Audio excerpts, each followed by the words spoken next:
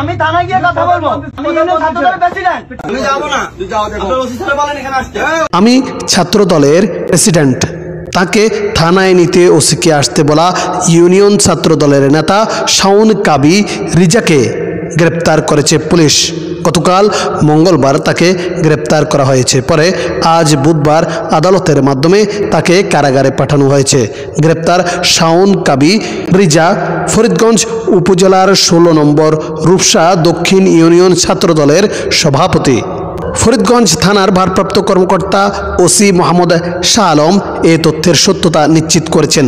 Police জানায়, একজন content ক্রিয়েটরকে হয়রানি ও মারধর করে 16 নম্বর রূপসা দক্ষিণ ইউনিয়ন ছাত্রদলের সভাপতি শাওন কাবি রিজা।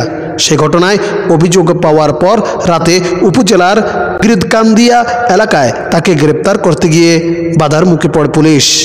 এ সময় ওই এলাকায় একটি দোকানের সামনে থেকে তাকে পুলিশ থানায় নিয়ে যেতে চাইলে বাধা প্রদান, অশোভন আচরণ সহ পুলিশের মোবাইল ফোন কেড়ে নেওয়ার চেষ্টা করেন তিনি।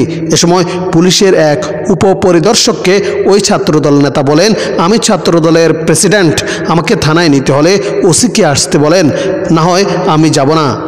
এ বিষয়ে ওসি মোহাম্মদ শাহ আলম বলেন, সড়কে যানবাহনের গতি রোধ করে মারধর এবং একই সঙ্গে পুলিশের কাজে বাধা প্রদান করায় তার বিরুদ্ধে পৃথক 2টি মামলা করা হয়েছে। সে মামলায় কাবিকে আদালত কারাগারে পাঠানোর নির্দেশ দেয়। এদিকে এর একটি ভিডিও সামাজিক যোগাযোগ মাধ্যমে ছড়িয়ে পড়েছে, যা নজরে আসে কেন্দ্রীয় চাঁদপুর জেলা ছাত্র দলের নেতৃবৃন্দের।